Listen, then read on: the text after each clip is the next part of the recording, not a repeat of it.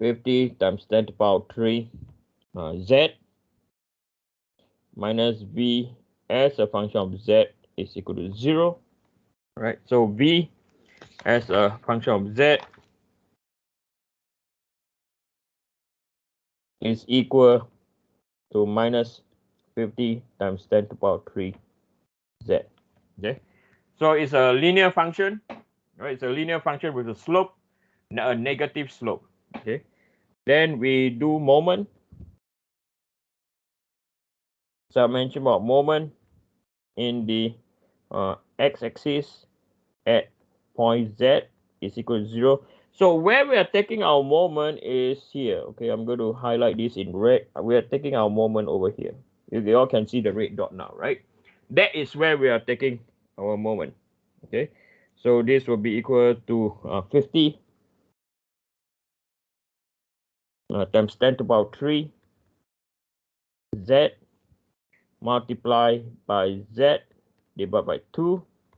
So it's going anti-clockwise is positive, then plus by moment as a function of z is equal to 0. Okay, so what we see over here is our moment as a function of z is equal to minus 25, right? Minus 25 times 10 to the power 3, right? Z squared.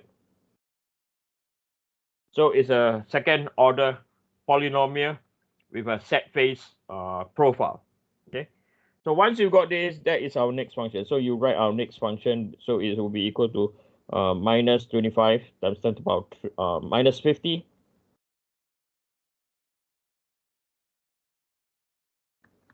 Okay, and then the next one is minus 25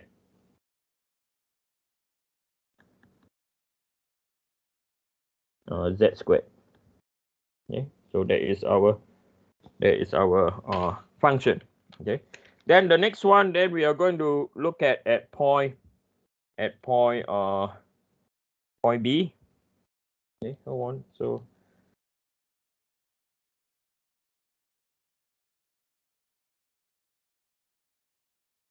So we're going to look at point B, right? So at point B, so the next, now we are going for the next limit, right? Or the next position. So we're going to look at point B, where x is equal to 0.8. Okay, so we know that this will be a what? Will be a constant. Okay, so let me copy this diagram so you can see.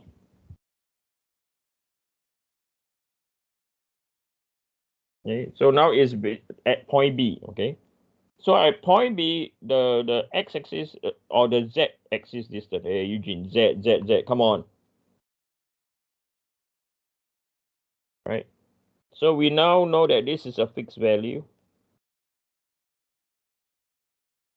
This is 0.8 meters. Right. So we know that over here is also 50 times 10 to the power 3 multiplied by 0.8. Right. From here to here, we have a distance of 0.4. Right. And then we have at point B a reaction down here, and that reaction is, I think, 120. Am I right? Yeah, 120 times 10 to the power 3. So this is point B. Okay, this is at point A. So this is 20 times 10 to the power 3. Right. Then we write over here V at point B, and then moment at point B. Okay, then yeah, standard stuff. You just start doing static analysis again. So positive is going up. Okay, so it's equal to minus 50 times 10 to the power 3 multiplied by 0.8. Okay, plus, not 20, plus by 120 times 10 to the power 3.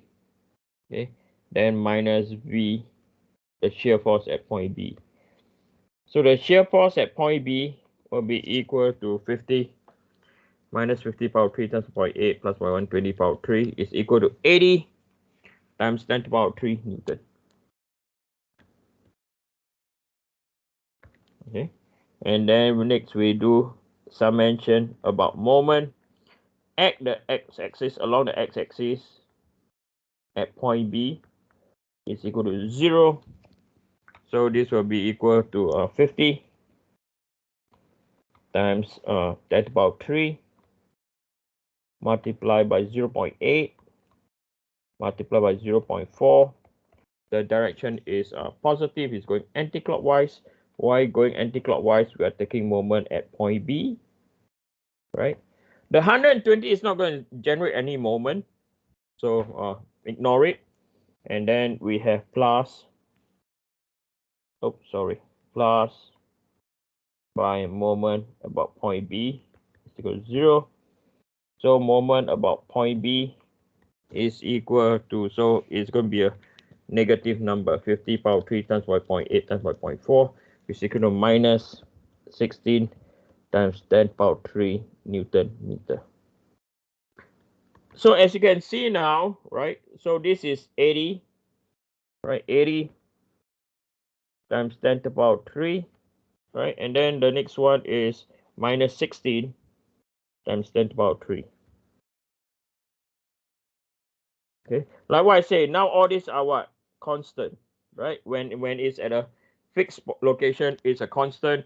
When it's a range, it is a function. Okay. Okay, then we do the next one. Okay, we do from point B to point C. I know you guys have probably seen this before, but probably not written as a function. Okay, you'll just draw it out. But I want you to learn how to write it as a function, because when later on when you calculate deflection, it's all functions. Okay, you cannot just draw the diagram, you have to know the functions. Okay, so now this is between point B to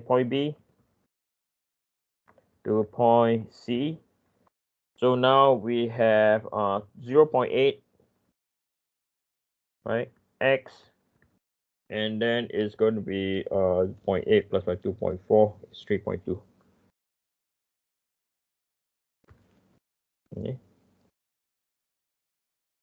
Okay, so now we're going to sketch the free body diagram.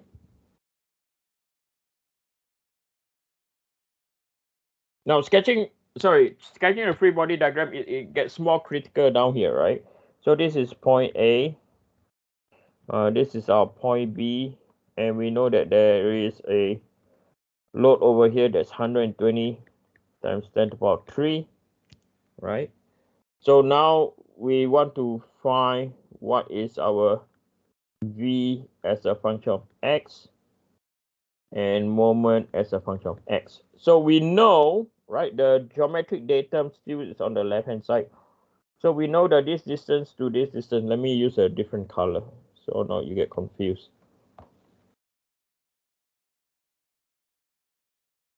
The distance from here to here is x. We know the distance from here to here is equal to 0.8. Isn't it Z? Oh, yes. Thank you. I'm so used to it, Z, right? You're right. Thank you for waking me up.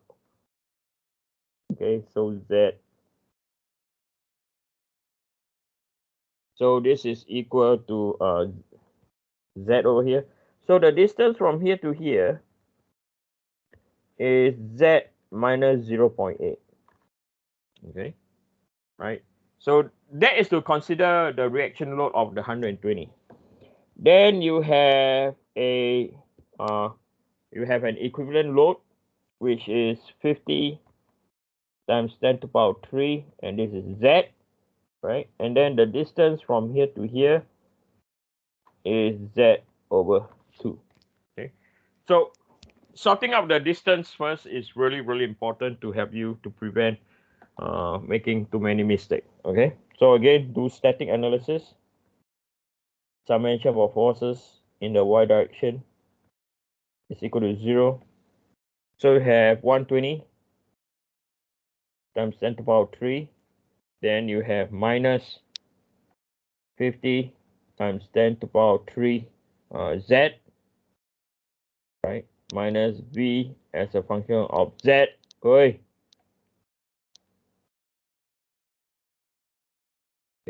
So over here you have v as a function of z will be equal to minus 50 times 10 to the power 3 z, okay, and then plus by 120 times 10 to the power 3, okay, or it should not be 100. So that is our function between point B to point C, okay. So point B to point C, then we do our moment dimension about moment, okay. We're going to take moment about our x-axis,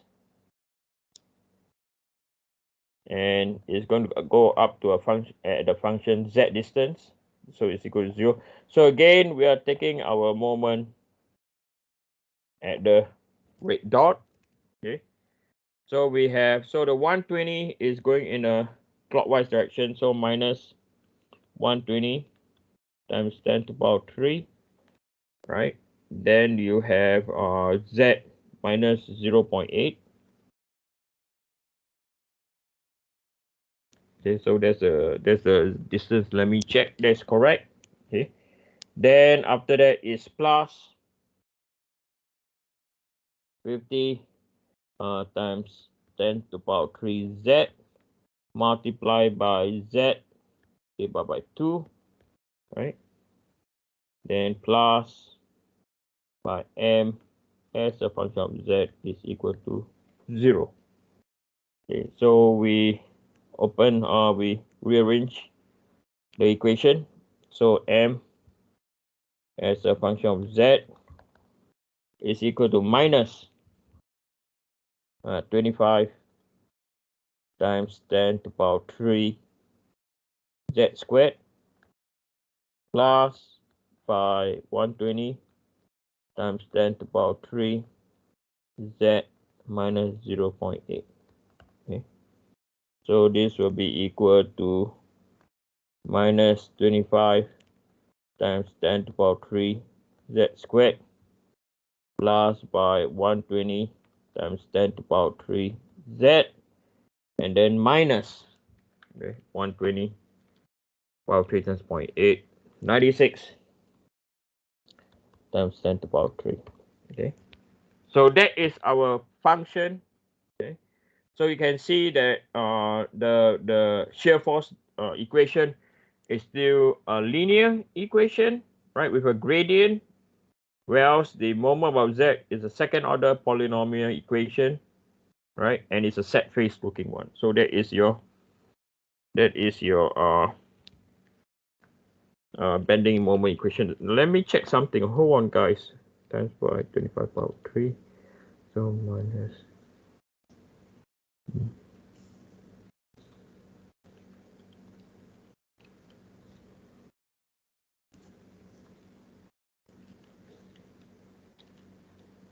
Okay. So we have. So let me copy the function onto the table. So that's our next set of function. So that is our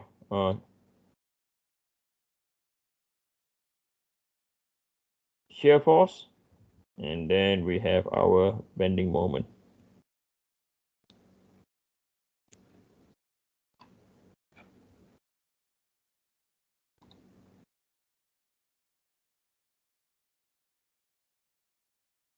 Okay, so there is our, let me write this down. So minus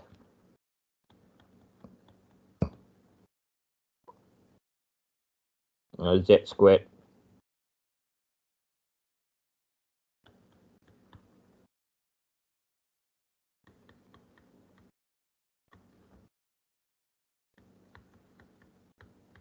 okay. Then we look at point C. Now, point C, I'm going to change the direction of analysis. Okay, so which I think you guys have learned before, probably could not remember. I'll do it. Okay, so point C, rather than doing everything the same, or you can look it as a way to reduce the number of error. I'll show you what. So at point C,